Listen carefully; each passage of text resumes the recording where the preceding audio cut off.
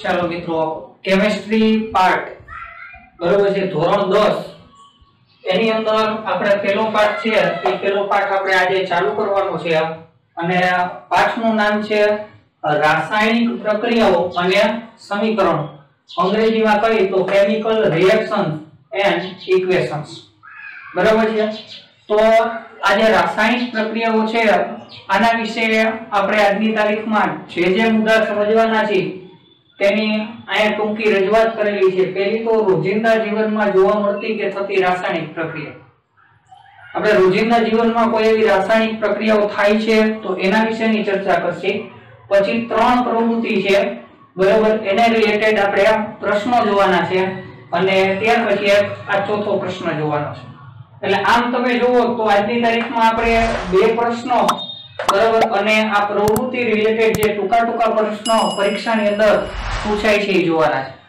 શક્ય હોય ત્યાં સુધી આપણો પ્રયત્ન એવો જ રહેશે કે આ પ્રવૃત્તિઓ છે એ પ્રાયોગિક માધ્યમ દ્વારા આપણે શીખીએ। બરાબર છે। તો ચાલો આપણે પહેલા મુદ્દાથી ચાલુ કરીએ। બરાબર છે।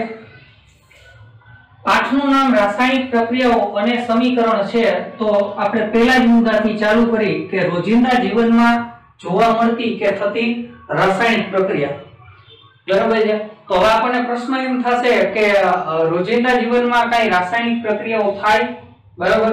રાસાયણિક પ્રક્રિયા વિશે તમે ધોરણ 9 ની અંદર શીખી જ ગયા છો, બરાબર? પણ પ્રશ્ન એવો થાય કે રોજિંદા જીવનમાં કઈ સાહેબ રાસાયણિક પ્રક્રિયાઓ થતી હશે, બરાબર? તો રોજિંદા જીવનમાં થતી રાસાયણિક પ્રક્રિયાઓની જો આપણે ચર્ચા કરી તો અત્યારે માની લો કે ચોમાસાની સીઝન છે, બરાબર છે, લોખંડ હવામાં પૂરું રહી જાય તો શું થશે વિચારો છો? શું થાય? લોખંડ કટાશે। તો મિત્રો, લોખંડનું કાટ ખાવું આ એક રાસાયણિક પ્રક્રિયા છે। આ કેવી પ્રક્રિયા છે? આ રાસાયણિક પ્રક્રિયા, લોખંડનું કાટ ખાવું। ત્યાર પછી એવી જ રીતે દૂધમાંથી દહીં બનવું। દૂધ હોય એની અંદર તમે છાશના 2 થી 3 ટીપા નાખી દો, બરાબર છે, એની ઉપર કંઈક પાત્ર ઢાંકી દેવાનું અને થોડા સમય સુધી આપણે રાખશી, બરાબર? રાત્રે માની લો કે રાખી દીધું હોય, સવારના ઉઠીને જોઈએ તો દૂધમાંથી શું બની જશે? દહીં બની જશે। તો દૂધમાંથી દહીં બનવું આ પણ શું છે? રાસાયણિક પ્રક્રિયા છે। દૂધનું બગડવું એમ પણ લખી શકો, બરાબર છે। ઉનાળામાં ગરમી દરમિયાન દૂધનું શું તો કે બગડી જવું, આ પણ શું છે તો કે એક રાસાયણિક પ્રક્રિયા છે। ત્યાર પછી એવી જ રીતે ખોરાકનું રંધાવું, બરાબર છે, ખોરાકનું રંધાવું। ત્યાર પછી ખોરાકનું શરીરમાં પાચન થવું અથવા તો ખોરાકનું બગડવું, આ ત્રણે ત્રણ રાસાયણિક પ્રક્રિયા। આ ત્રણે ત્રણ શું છે? રાસાયણિક પ્રક્રિયા। મિત્રો, ખાસ મુદ્દા યાદ રાખજો, પરીક્ષાની અંદર પ્રશ્ન પૂછાય કે રોજિંદા જીવનમાં થતી રાસાયણિક પ્રક્રિયાઓ જણાવો, બરાબર? તો તેની અંદર તમે પહેલો પોઈન્ટ લખી શકો કે લોખંડનું કટાવું, બીજા પોઈન્ટની અંદર લખી શકો કે દૂધનું બગડવું અથવા તો દૂધમાંથી દહીં બનવું, બરાબર છે।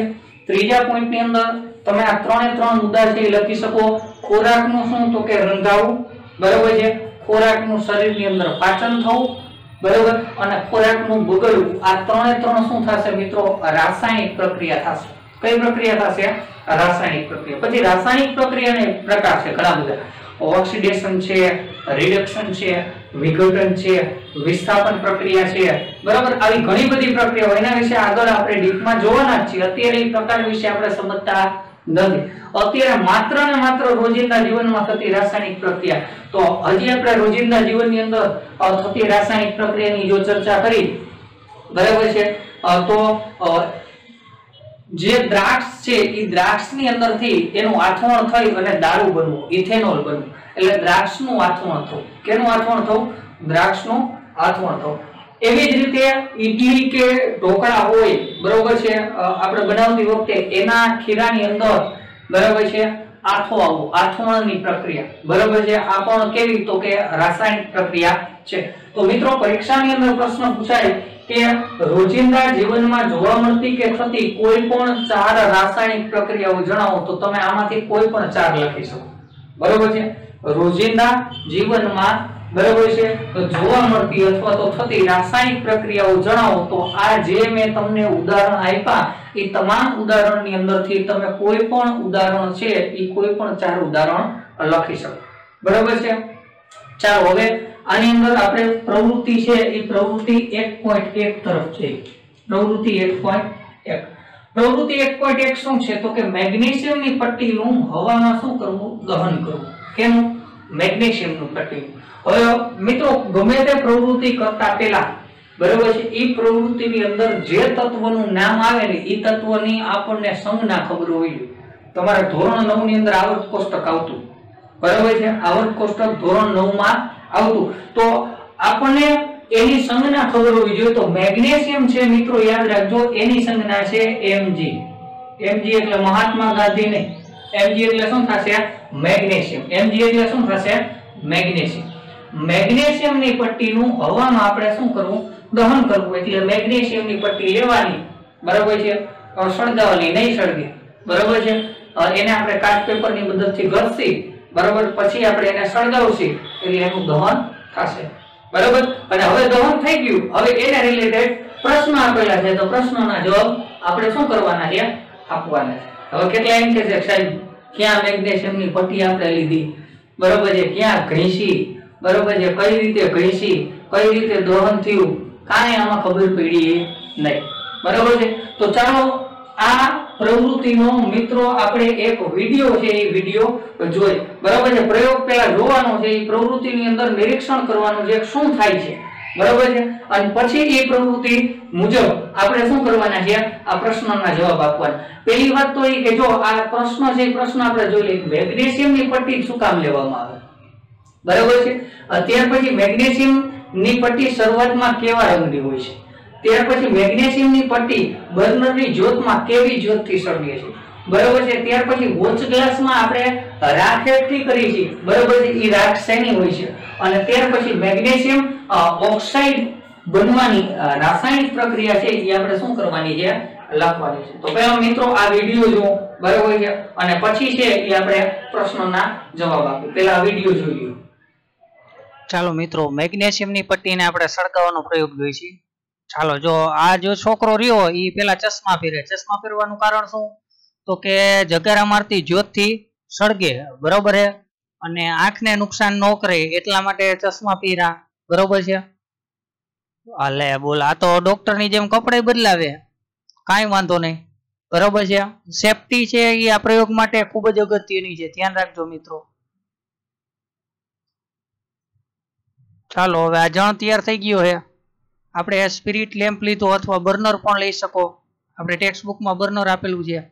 આ ડીશ લીધી, આપણે કાચની રકાબી એટલે કે વોચ ગ્લાસ લઈ શકીએ.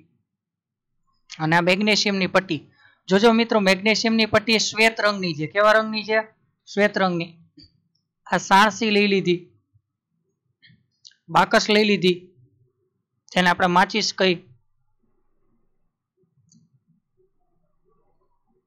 ચાલો, પેલા આપણે શું કરશી તો કે બાકસની મદદથી સ્પિરિટ લેમ્પને સળગાવશે મિત્રો. બાકસની મદદથી સ્પિરિટ લેમ્પને સળગાવીશું. ચાલો, હવે મેગ્નેશિયમની પટ્ટી નો એક ટુકડો લેશી આપણે. ચીપિયા વડે પકડી અને સાવધાનીપૂર્વક આનું દહન કરશી. જો મિત્રો સળગતી નથી, આ છોકરાએ ભૂલ કરી. શું ભૂલ કરી? પેલા આને સળગાવતા પહેલા આની ઉપર નિષ્ક્રિય ફળ હોય. આની ઉપર શું હોય? નિષ્ક્રિય ફળ. એને મિત્રો આપણે કાચ પેપરની મદદથી અથવા તો અંગ્રેજીમાં કહી તો સેન્ડ પેપરની મદદથી ઘસવું પડે બરાબર, જેથી કરીને નિષ્ક્રિય ફળ દૂર થઈ જાય અને સરળતાથી સળગી જાય. જો આને સળગવામાં વાર લાગે, સળગવામાં વાર લાગે છે, આ એ ભૂલ કરી. પેલા ઘસવી પડે. શું કરવું પડે? ઘસવી પડશે પટ્ટીને બરોબર છે, પછી સળગાવવાની હોય બરોબર છે.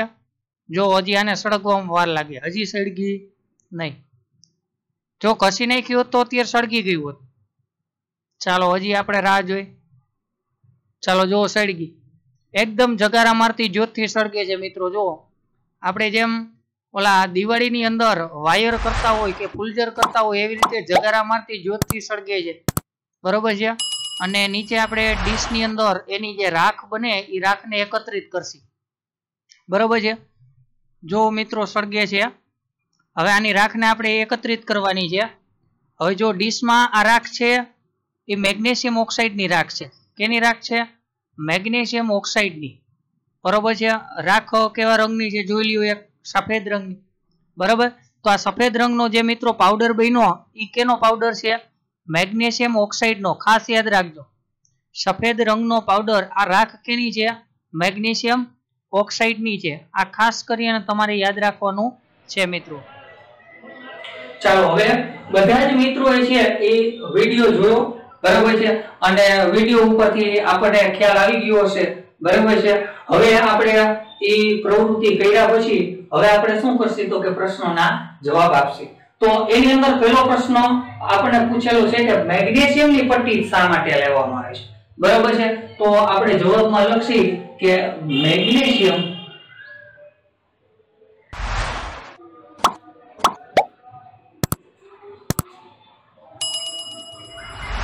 સક્રિય ધાતુ હોવાથી, સક્રિય ધાતુ હોવાથી તેનું દહન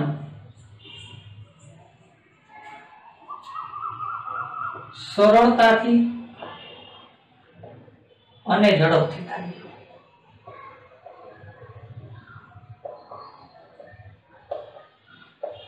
માટે આખું વિધાન તમારે લખવાનું કે મેગ્નેશિયમની પટ્ટી આપણે પ્રયોગ તરીકે લઈએ છીએ। મેગ્નેશિયમની પટ્ટી લેવાનું કારણ શું તો કે મેગ્નેશિયમની ધાતુ કેવી છે? ખૂબ જ સક્રિય છે અને હવામાંના ઓક્સિજન સાથે પ્રક્રિયા કરે છે અને તાત્કાલિક એનું શું થાય છે?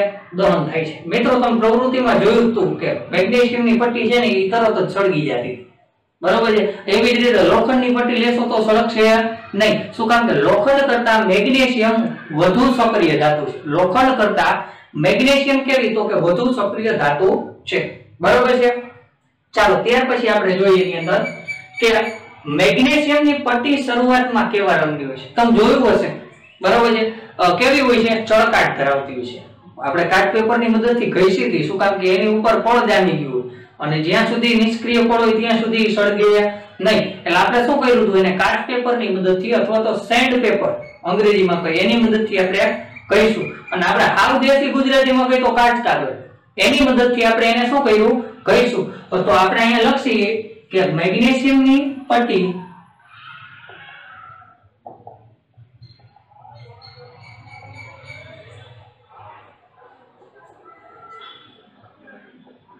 કાચ પેપર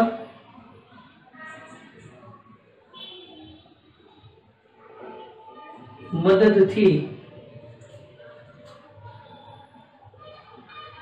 ઘસતા શ્વેત રંગની ચળકાટ ધરાવતી હોય છે।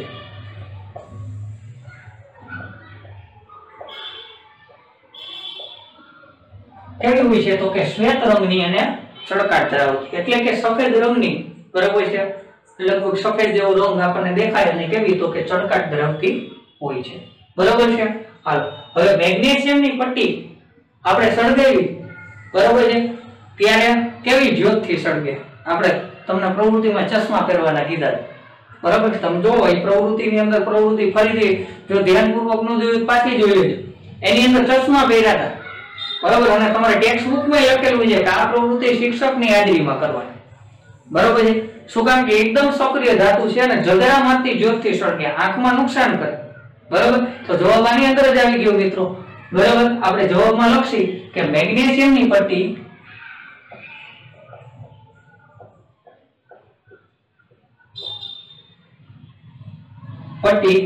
બર્નરની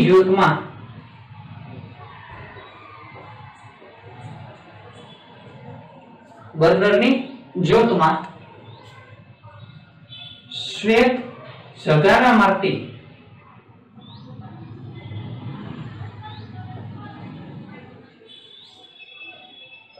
જ્યોતથી સળગે છે। કેવી જ્યોતથી સળગે છે તો કે મેગ્નેશિયમની પટ્ટી છે એ બર્નરની જ્યોતમાં શ્વેત ઝગારા મારતી જ્યોતથી સળગે છે, શ્વેત જ્યોતથી સળગે, બરાબર છે। ચાલો હવે ત્યાર પછી કહે છે કે આ મેગ્નેશિયમની પટ્ટી સળગી ગયા પછી આપણે ઓલી કાચની રકાબી જેવું હતું જેને શું કહેવાય? વોચ ગ્લાસ કહેવાય, યાદ રાખજો, શું કહેવાય? Watch glass. તો આ વોચ ગ્લાસમાં આપણે એની રાખ એકઠી કરી હતી, બરોબર છે। એ રાખ શેની હોય છે બરાબર. હવે મેગ્નેશિયમ છે હવાનું ઓક્સિજન એની હારે જોડાણું એટલે બન્યું શું? Magnesium oxide. તો એ રાખ કેની હશે મિત્રો? મેગ્નેશિયમ ઓક્સાઇડ ની. કેની હશે? મેગ્નેશિયમ ઓક્સાઇડ ની. તો આપણે જવાબમાં લખી કે વોચ ગ્લાસમાં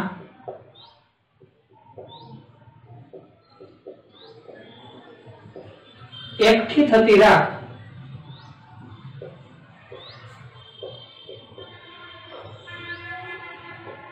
મેગ્નેશિયમ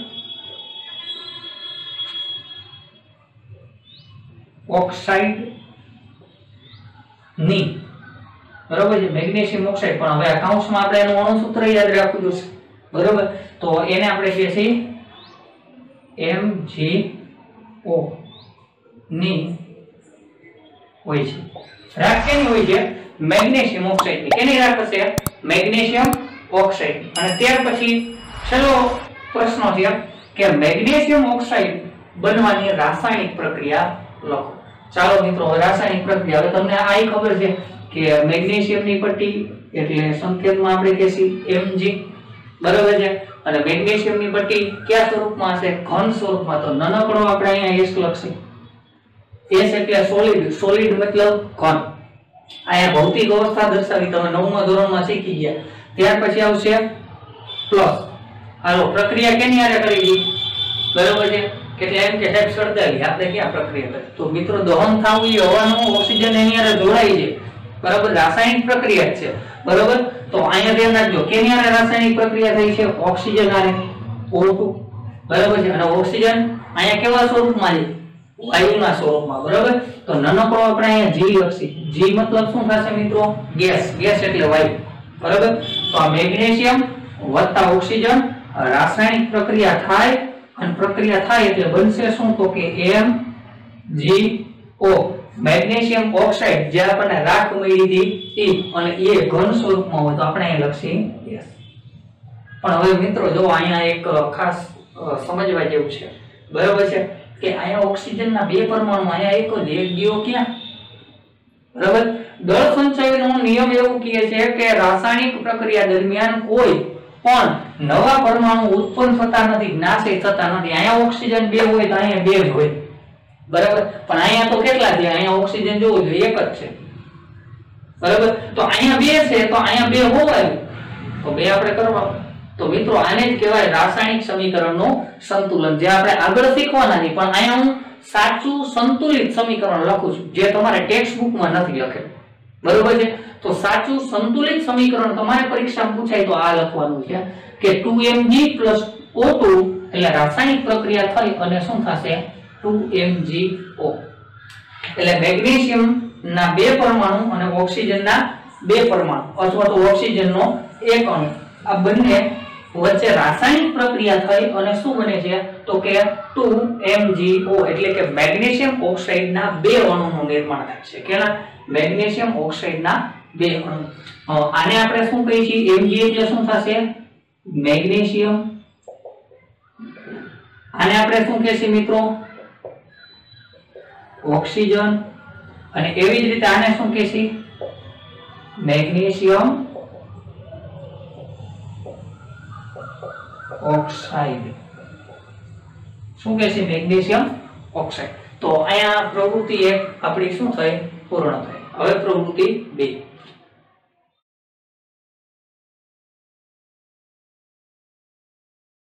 મિત્રો ત્યાર પછીની પ્રવૃત્તિ 1.2. તો પ્રવૃત્તિ 1.2 શું કહે છે? Lead nitrate. પહેલા તો આપણને એ ખબર હોવી જોઈએ જેમાં અહીંયા મેગ્નેશિયમ છે એનું અણુસૂત્ર આપણને ખ્યાલ હતું. બરાબર. Mg. બરાબર. એવી જ રીતે લેડ નાઇટ્રેટ તો યાદ રાખજો Pb એટલે લેડ થશે. બરાબર. અને નાઇટ્રેટ માટે આપણે NO3 ટ્વાઇસ આવી રીતે લખશું. લેડ નાઇટ્રેટ ને કઈ રીતે દર્શાવાય યાદ રાખજો. Pb NO3 twice. ટ્વાઇસ એટલે બમણું. બરાબર છે. થ્રાઇસ એટલે ત્રણ ગણું. ત્રણ હોત તો અહીંયા થ્રાઇસ લખો. બરાબર. આખા કૌંસની બહાર. તો Pb NO3 ટ્વાઇસ આવી રીતે લખવાનું લેડ નાઇટ્રેટ આ શબ્દમાં છે અને આ એના અણુસૂત્ર છે એ અણુસૂત્રને આપણે સંકેતમાં દર્શાવ્યું. જ્યાં Pb એટલે લેડ થશે, N એટલે નાઇટ્રોજન, O એટલે શું થશે? ઓક્સિજન.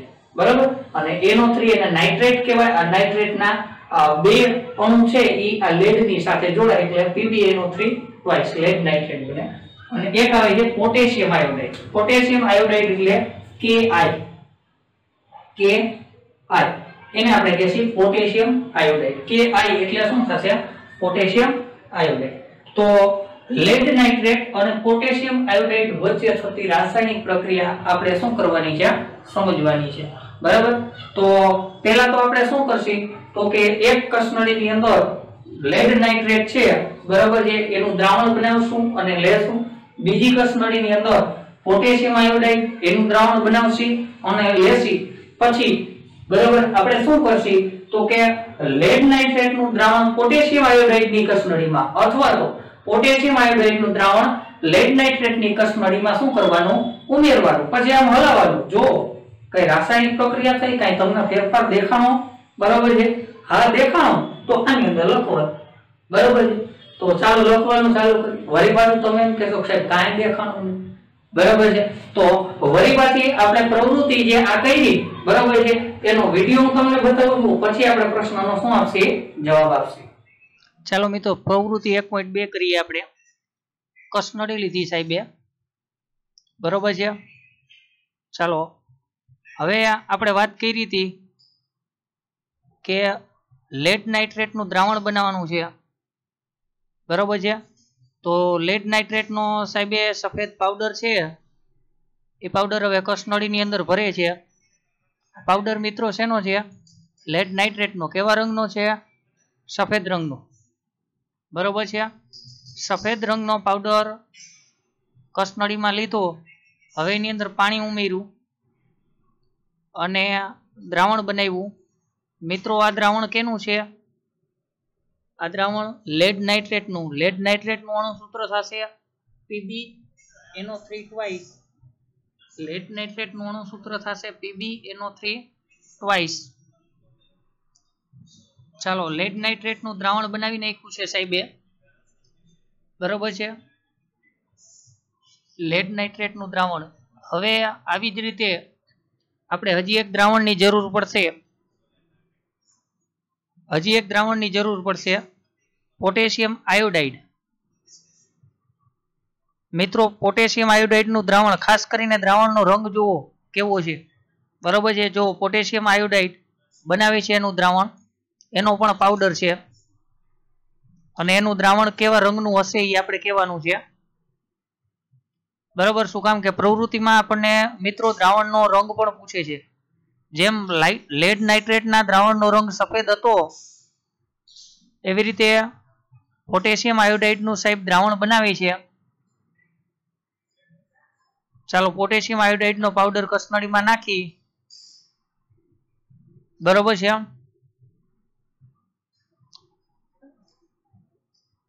આ સાહેબ હવે એની અંદર છે એ પાણી ઉમેરશે.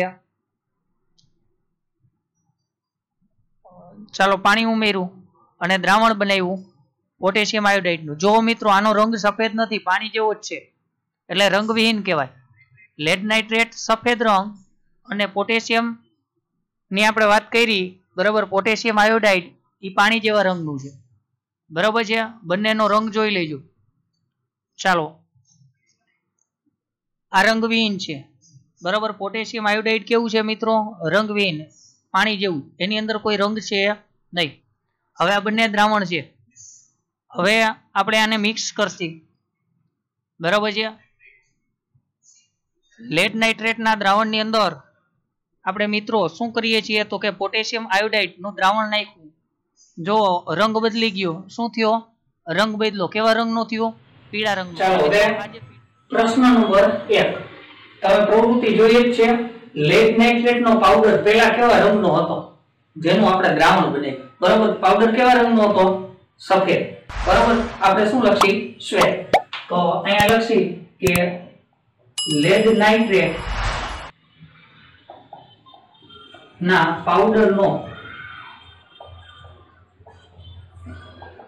રંગ સફેદ અથવા તો કેવો હતો? શ્વેત હોય છે. કેવો રંગ હોય છે?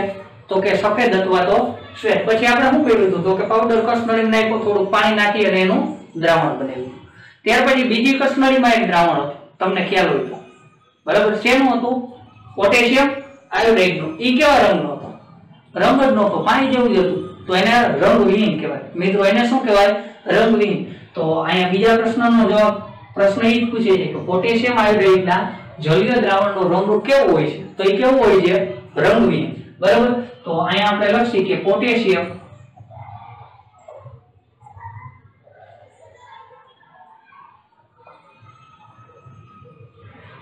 ના પોટેશિયમ આયોડાઇડનું જલીય દ્રાવણ કેવું હોય છે? રંગવિહીન હોય છે. એટલે કે એને કોઈ રંગ હોતો નથી, પાણી જેવું દેખાય. કેવું દેખાતું હતું? પાણી જેવું. હવે આ બે મિક્સ કર્યું એટલે રાસાયણિક પ્રક્રિયા થઈ. જેમ આમાં સમીકરણ લખ્યું હતું એવી જ રીતે અહીંયા પણ આપણે શું કરવાનું? સમીકરણ લખવાનું. તો લેડ નાઇટ્રેટ એટલે આપણે તમને કીધું શું? PbNO3 twice. તો અહીંયા હું લખીશ PbNO3 ટ્વાઇસ. લેડ નાઇટ્રેટ વત્તા શું હશે? તો કે પોટેશિયમ આયોડાઇડ. એટલે પોટેશિયમ આયોડાઇડ આપણે અહીં લખીએ કે આ બે વચ્ચે રાસાયણિક પ્રક્રિયા થશે. બરોબર છે. રાસાયણિક પ્રક્રિયા થઈ અને શું બનશે? તો કે લેડ આયોડાઇડ PbI2 વત્તા શું બને છે? તો કે વત્તા છે તે શું બનશે? તો કે KNO3. તો આ KNO3 બરાબર છે. તો હવે આ સમીકરણ છે એ મિત્રો હજી સંતુલિત છે નહીં. સમીકરણને આપણે શું કરવું પડશે? તો કે સંતુલિત કરવું પડશે. સમીકરણને સંતુલિત કરવું હોય તો અહીંયા પણ 2 આવશે અને અહીંયા પણ 2 આવશે. ચાલો હવે બધાય પહેલા તો ગણી જવું જોઈએ. અહીંયા લેડનો એક પરમાણુ, અહીંયા પણ એક છે. એવી જ રીતે NO3 ના 2, તો અહીંયા પણ NO3 ના આગળ 2 ગુણે છે. બરાબર છે. એવી જ રીતે અહીંયા પોટેશિયમ ના 2 છે, તો અહીંયા પણ પોટેશિયમ ના 2 છે. એવી જ રીતે અહીંયા આયોડિન ના 2 છે, તો અહીંયા પણ આયોડિન ના 2 છે. એટલે કે ડાબી બાજુ જે હોય એને પ્રક્રિયકો કહેવાય, જમણી બાજુ જે હોય એને નિપજો કહેવાય.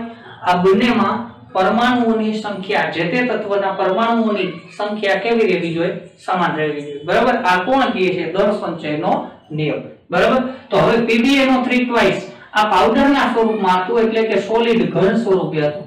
બરાબર છે. આનું દ્રાવણ મળે છે, પોટેશિયમ આયોડાઇડનું દ્રાવણ જ હતું, એટલે ત્યાં એકવા માટે આપણે AQ લખીએ. શું લખીએ? AQ. એવી જ રીતે લેડ આયોડાઇડ એનું પણ દ્રાવણ હતું, તો AQ લખીએ. અને આ પણ દ્રાવણ બને છે, તો AQ એકવા. બરાબર. ચાલો હવે ત્યાર પછીનો પ્રશ્ન છે મિત્રો PbI2. PbI2 એટલે હવે તમને ખબર પડી ગઈ શું? Lead iodide. PbI2 એટલે શું થશે? તો કે લેડ આયોડાઇડ. આ યાદ રાખજો. PbI2 આનો મતલબ શું થશે? Lead iodide. Lead iodide. બરાબર છે. આ લેડ નાઇટ્રેટ હતું, પોટેશિયમ આયોડાઇડ હતું, લેડ આયોડાઇડ, પોટેશિયમ નાઇટ્રેટ. હવે અહીંયા ધ્યાન રાખજો કે લેડ આયોડાઇડ નો રંગ કેવો હોય. હવે આપણે બે કસનળી છે, બરાબર, એના દ્રાવણ મિક્સ કર્યા એટલે તમે જોજો ઓલો રંગ કેવો થઈ જાય. કેવો રંગ થઈ જતો તો? પીળો. કેવો થઈ જતો તો? પીળો. તો એ પીળો રંગ કેના કારણે હતો? લેડ આયોડાઇડ ના કારણે. બરાબર. તો આપણે અહીંયા લખીએ કે PbI2, તમે નામ પણ લખી શકો કૌંસમાં, લેડ આયોડાઇડ નો રંગ કેવો? તો કે પીળો હોય છે. આનો રંગ કેવો હોય છે? તો કે પીળો રંગ હોય છે. બરાબર. અને આ કયા પ્રકારની પ્રક્રિયા છે? તો મિત્રો જ્યારે આપણે પ્રક્રિયાના પ્રકાર જોશી, મેં તમને ઘણી બધી પ્રક્રિયાઓ કીધી હતી કે આપણે વિઘટન, ઓક્સિડેશન, રિડક્શન, વિસ્થાપન, દ્વિવિસ્થાપન, બરોબર છે. ત્યાર પછી સંયોગીકરણની પ્રક્રિયા, આવી ઘણી પ્રક્રિયાઓ જોવાના છે. અત્યારે માત્ર નામ યાદ રાખજો કે આ કેવી પ્રક્રિયા છે? દ્વિવિસ્થાપન. આ કયા પ્રકારની પ્રક્રિયા છે? તો આપણે લખીએ કે આ પ્રક્રિયા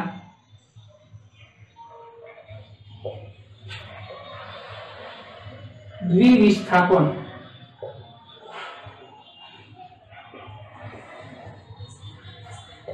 પ્રક્રિયા છે। આ પ્રક્રિયા કઈ પ્રક્રિયા છે? દ્વિવિસ્થાપન પ્રક્રિયા છે। તો આ પ્રવૃત્તિ 1.2 ના આપણે પાંચે પાંચ પ્રશ્નો જોયા। ખાસ મિત્રો યાદ રાખજો, જે સમીકરણ વાળા પ્રશ્નો રહ્યા બરોબર લખીને યાદ રાખજો। અને આની અંદરથી બરોબર છે ભૂતકાળની અંદર બરોબર છે સેન્ટ્રલ લેવલની જે પરીક્ષા લેવાય છે એનસીઆરટી એની અંદરથી અનેક વાર પ્રશ્નો છે એ પ્રવૃત્તિની અંદરથી પૂછાયા છે। અને હવે બોર્ડની પરીક્ષાનો ટ્રેન્ડ પણ બદલાયો છે, એમાં પણ પ્રવૃત્તિની અંદરથી પ્રશ્ન પૂછાય છે।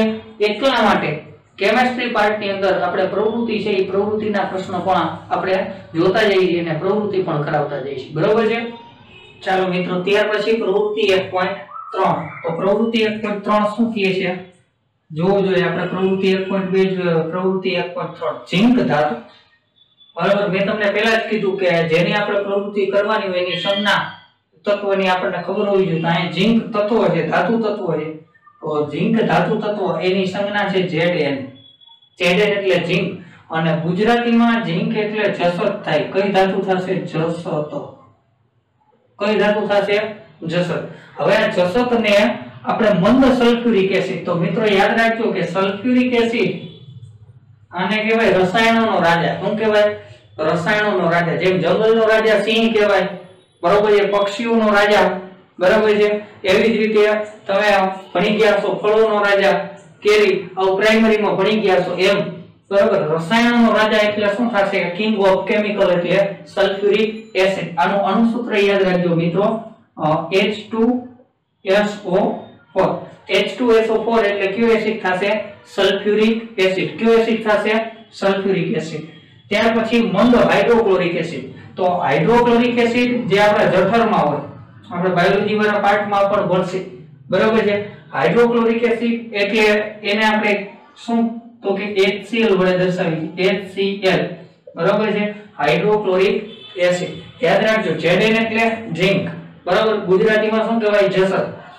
H એટલે હાઇડ્રોજન છે, S એટલે સલ્ફર છે, O એટલે ઓક્સિજન, એવી જ રીતે H એટલે હાઇડ્રોજન અને Cl એટલે ક્લોરીન બરાબર। તો આ અણુસૂત્ર યાદ રાખજો કેના કેના? તો કે ઝિંક એની સંજ્ઞા, સલ્ફ્યુરિક એસિડનું અણુસૂત્ર, હાઇડ્રોક્લોરિક એસિડનું અણુસૂત્ર।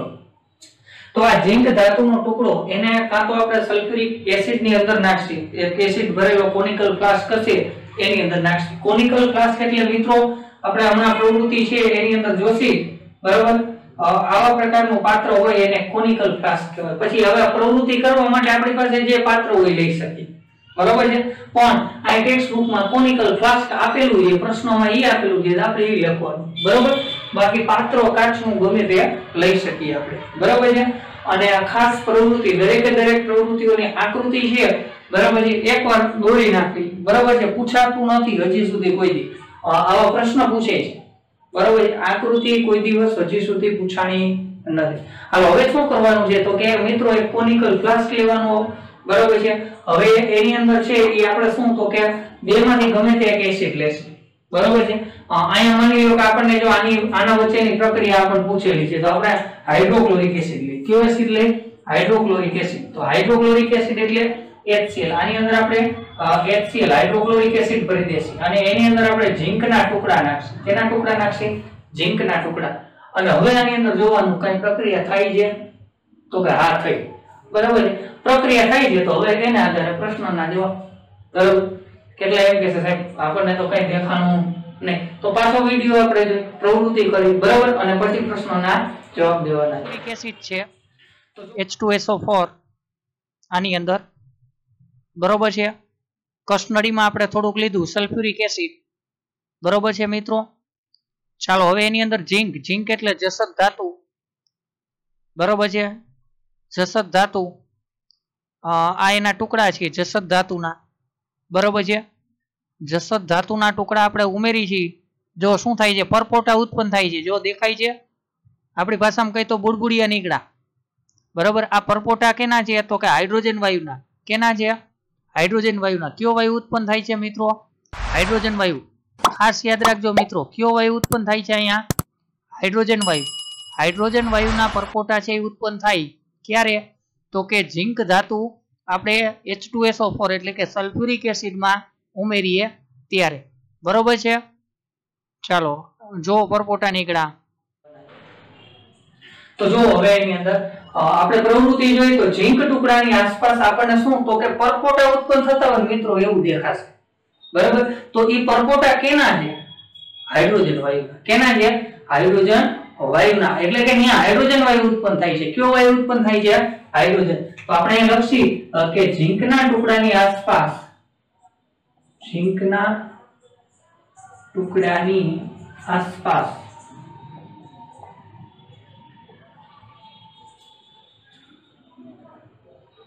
હાઇડ્રોજન, આપણે અહીં સંકેતમાં પણ લખી, પેલા શબ્દમાં લખી નાખીએ.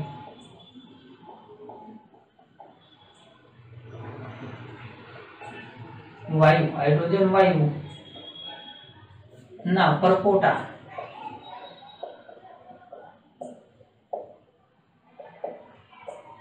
હાઇડ્રોજન વાયુના પરપોટા દેખાય છે, બરાબર છે. એટલે કે બબલ્સ દેખાય છે આપણને. તો આ જે હાઇડ્રોજન વાયુ ઉત્પન્ન થયો ને એ આપણને દેખાશે. હકીકત વાયુ નો દેખાયો, પણ એ શેના કારણે તો કે ઓલું હાઇડ્રોક્લોરિક એસિડ પ્રવાહી માધ્યમમાં છે અને અંદર વાયુ ઉત્પન્ન થાય ને એટલે પરપોટા સ્વરૂપે આપણને એ વાયુ શું થાય છે? દેખાય છે. બાકી હાઇડ્રોજન વાયુ તો કેવો છે? રંગવિહીન છે, એને રંગ હોતો નથી, બરાબર છે. તો ઝીંકના ટુકડાની આસપાસ શું દેખાય છે? તો કે હાઇડ્રોજન વાયુના પરપોટા દેખાય છે, જે આપણને હાઇડ્રોજન વાયુ ઉત્પન્ન થયો એવું સૂચવે છે. શું સૂચવે છે? હાઇડ્રોજન વાયુ ઉત્પન્ન થયો, બરાબર છે. અને આપણે H2 લખશી. શું લખશી? H2. H2 એટલે હાઇડ્રોજનનો અણુ, બરાબર. ખાલી H એટલે હાઇડ્રોજનનો પરમાણુ. ચાલો, ત્યાર પછી કોનિકલ ફ્લાસ્ક પર સી અસર થાય છે. હવે મિત્રો જો આ જે પ્રવૃત્તિ કરી ને, બરાબર, આ પ્રવૃત્તિ છે ને, બરાબર, ઈ કરતી વખતે જો તમે પ્રેક્ટિકલ કરો અને પછી કોનિકલ ફ્લાસ્ક ને આમ ઓળશો ને તો કોનિકલ ફ્લાસ્ક કેવું તમને લાગશે? ગરમ લાગશે. કેવું લાગે છે? ગરમ. એટલે કે આ જ્યારે પ્રક્રિયા થાય છે ને મિત્રો, ત્યારે એની અંદર ઉષ્મા ઊર્જા ઉત્પન્ન થાય છે. તો આવી પ્રક્રિયાને કઈ પ્રક્રિયા કહેવાય? તમે ધોરણ 8 ની અંદર ભણી ગયા. કઈ પ્રક્રિયા કહેવાય આને? ઉષ્મા ક્ષેપક. કઈ પ્રક્રિયા કહેવાય? ઉષ્મા ક્ષેપક.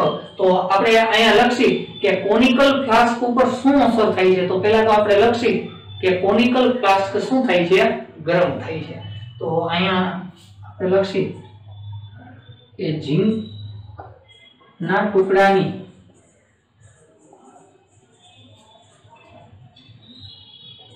HCl કે H2SO4 સાથે પ્રક્રિયા થતા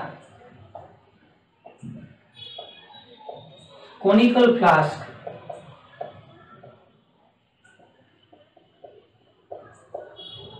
શું થાય છે? ગરમ થાય છે. કોનિકલ ફ્લાસ્ક મિત્રો શું થાય છે? ગરમ થાય છે, બરાબર છે. આ કોનિકલ ફ્લાસ્ક ઉપર શું અસર થશે? તો કોનિકલ ફ્લાસ્ક ગરમ થાય છે. કોનિકલ ફ્લાસ્ક એટલે કાચનું પાત્રું, બીજું કાંઈ નહીં, બરાબર છે. ચાલો, હવે ત્યાર પછીનો પ્રશ્ન, ઝીંકના ટુકડાને મંદ HCl વચ્ચે થતી રાસાયણિક પ્રક્રિયા. વળી રાસાયણિક સમીકરણ આપ્યું, બરાબર, આપણા માટે ખૂબ જ અગત્યના છે. કોઈ એક સમીકરણ, ઝીંક ધાતુનો ટુકડો Zn અને ઘન સ્વરૂપમાં હતો, બરાબર છે. તો આપણે અહીંયા S લખી નાખીએ. S એટલે સોલિડ, તમને ખબર જ છે. કેની હારે પ્રક્રિયા કરવાની કીધી? હાઇડ્રોક્લોરિક એસિડ સાથે. તો આ HCl, તો HCl નું દ્રાવણ હોય તો આપણે લખી AQ. શું લખી? AQ. હાલો, ઝીંક ધાતુની હાઇડ્રોક્લોરિક એસિડ સાથે પ્રક્રિયા કરશો એટલે પ્રક્રિયા થઈ અને બનશે શું? તો કે ZnCl2 એટલે કે ઝીંક ક્લોરાઇડ, બરાબર. એનું દ્રાવણ મળશે આ AQ. જે દ્રાવણ છે એ ઝીંક ક્લોરાઇડ નું બની જશે અને ઓલા પરપોટા ઉત્પન્ન થયા હતા એ કેના હતા? હાઇડ્રોજન વાયુના. તો આ હાઇડ્રોજન અને વાયુ માટે મિત્રો આપણે ગેસ લખી છે. શું લખી છે? ગેસ. તો ખાસ યાદ રાખજો, આ શું છે? ઝીંક. આ છે હાઇડ્રોક્લોરિક એસિડ. આ છે ઝીંક ક્લોરાઇડ. આ શું છે? ઝીંક ક્લોરાઇડ. જો આ બધાયના આનું નામ લખેલું છે, આપણે આનું લખેલું છે, આનું નથી લખેલું તો હું અહીં લખી દઉં છું. ZnCl2 એટલે શું થશે? ઝીંક ક્લોરાઇડ. હવે મિત્રો જો અહીંયા ધ્યાન રાખજો, આ સમીકરણ સાચું છે તો કે ના ખોટું છે? આને શું કરવું પડે? સંતુલિત કરવું પડે. અહીં ક્લોરીન ના બે છે, બે કરવા આને બે વડે ગુણી નાખશી. પણ હાઇડ્રોજન ના બે થઈ ગયા તો હાઇડ્રોજન ના બે છે, બરાબર છે. ક્લોરીન ના બે. હવે ઝીંક ના અહીંયા કેટલા છે? 1. અહીંયા પણ ઝીંક ના 1 છે. હવે જો રાસાયણિક રીતે સમીકરણ કેવું થઈ ગયું? સંતુલિત થઈ ગયું, બરાબર. હાલો, હવે ત્યાર પછીનો ચોથો પ્રશ્ન, ઝીંકના ટુકડા અને મંદ HCl વચ્ચે થતી પ્રક્રિયા કેવા પ્રકારની? હમણાં જ મેં તમને કીધું કેવા પ્રકારની હશે? કેવા પ્રકારની ઉષ્મા ઉદય ઉત્પન્ન થાય તો કેવા પ્રકારની કહેવાય? ઉષ્માક્ષેપક. બરાબર છે? તો આપણે અહીં જવાબમાં લખી કે ઝીંકના ટુકડા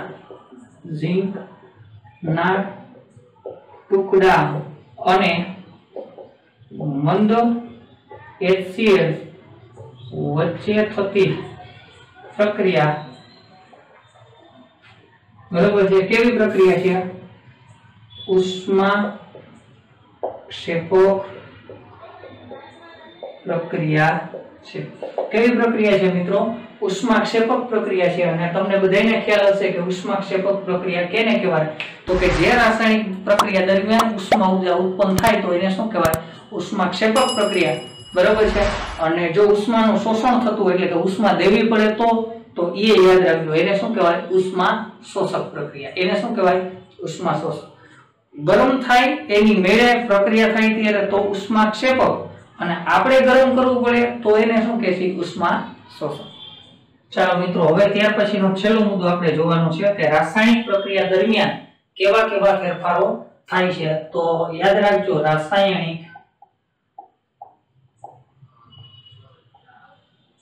પ્રક્રિયા દરમિયાન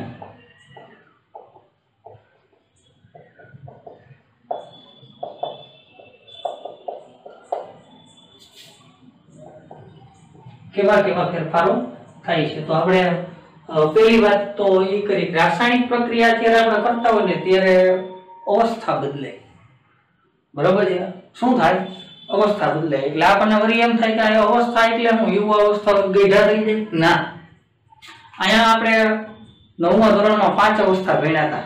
બરાબર? કેટલી અવસ્થા ભણ્યા હતા? 5. ઘન, પ્રવાહી, વાયુ, પ્લાઝ્મા અને બોઝ-આઇન્સ્ટાઇન સહઘટક. બરાબર છે? પણ આપણે મેઇન 3 અવસ્થા. મેઇન કેટલી અવસ્થા? 3. ઘન, પ્રવાહી અને વાયુ. તો મિત્રો, જ્યારે રાસાયણિક પ્રક્રિયા કરો ને ત્યારે કાં તો ઘન હોય તો પ્રવાહી થાય, બરાબર, અથવા તો ઘનમાંથી સીધું વાયુ થઈ જાય, બરાબર, અથવા ઘણી વખત એવું થાય પ્રવાહી હોય તો એમાં ઘનમાં રૂપાંતર થાય, અથવા પ્રવાહીમાંથી વાયુ થાય, અથવા વાયુમાંથી ઘન, અથવા તો વાયુમાંથી પ્રવાહી. આવું કાંઈ પણ થઈ શકે. બરાબર છે? તો આ જે થાય એને શું કહેવાય? અવસ્થા બદલાય. એની કઈ અવસ્થા બદલાય? ભૌતિક અવસ્થા. તો પહેલો મુદ્દો આપણે લખી ભૌતિક અવસ્થા.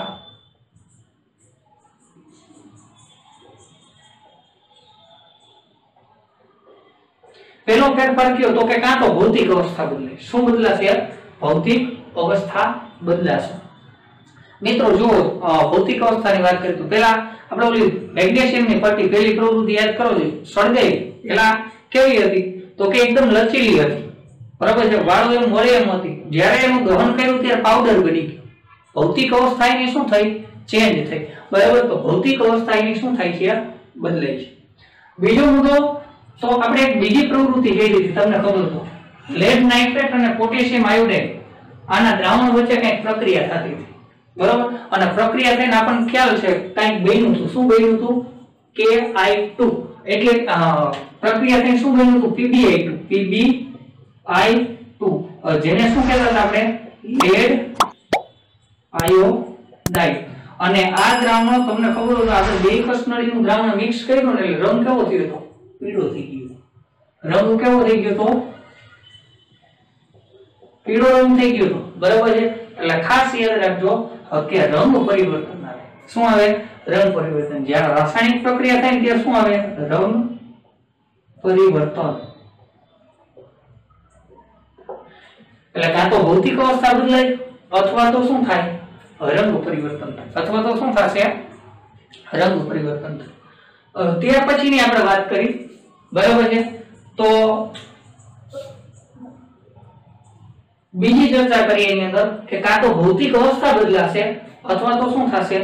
રંગ પરિવર્તન છે એ રંગ પરિવર્તન થાય છે. હવે જો આ એક પ્રવૃત્તિ આપણે કહી દઈએ, કઈ પ્રવૃત્તિ? આ ઝીંક ધાતુ પર. ત્યારે આમાં આપણે તમને કીધું હતું કંઈક એક વાયુના પરપોટા ઉત્પન્ન થતા હતા. કયા વાયુના પરપોટા ઉત્પન્ન થતા હતા? હાઇડ્રોજન વાયુ. બરાબર છે? તો ખાસ યાદ રાખજો કે જ્યારે રાસાયણિક પ્રક્રિયા થતી હોય મિત્રો, બરાબર છે, ત્યારે શું? તો કે ત્યારે વાયુ પણ ઉત્પન્ન થાય. બરાબર છે? તો આપણે એ લખી કે વાયુ ઉત્પન્ન થાય. બરોબર છે। રાસાયણિક પ્રક્રિયા દરમિયાન કેવા કેવા ફેરફારો થાય તો કે કાં તો ભૌતિક અવસ્થા બદલાશે, કાં તો રંગ પરિવર્તન થાય, અથવા તો શું થાય, વાયુ ઉત્પન્ન થાય। શું થશે? વાયુ ઉત્પન્ન થશે। હવે કોનિકલ ફ્લાસ્કમાં તમે જોયું હોય, આપણે આ છેલ્લી પ્રવૃત્તિ કરી એમાં આપણે ફ્લાસ્કને અડતા હતા તો એ ફ્લાસ્ક કેવું લાગતું હતું? ગરમ લાગતું હતું। કેવું લાગતું હતું? ગરમ। એનો મતલબ એમ થશે કે આરવાર શું થાય? ઉષ્મા ઉત્પન્ન પણ થાય। બરોબર છે? તો આપણે અહીં લખીએ ઉષ્મા ઉત્પન્ન, અથવા ઘણી વખત ઘણી પ્રક્રિયા એવી હોય કે એની અંદર શોષણ પણ થાય।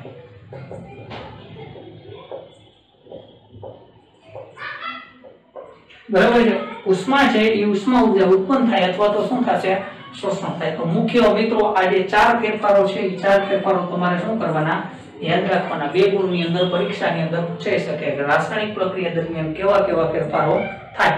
તો તમે કહી શકો કે કાં તો એની ભૌતિક અવસ્થા બદલાય, કાં તો રંગ પરિવર્તન આવે, કાં તો શું થાય? વાયુ ઉત્પન્ન થાય, અથવા તો શું થાય? ઉષ્મા ઉત્પન્ન થશે અથવા તો શોષણ થશે। તમારા ટેક્સ્ટ બુકમાં બેમાંથી એક જ લખેલું છે ગમે તે, બરાબર? પણ આપણે આ વસ્તુ યાદ રાખવાની છે। તો આજની તારીખના આટલા મુદ્દા છે એ કમ્પ્લીટ આપણે અહીંયા શું કરીએ છીએ? પૂર્ણ કરીએ છીએ।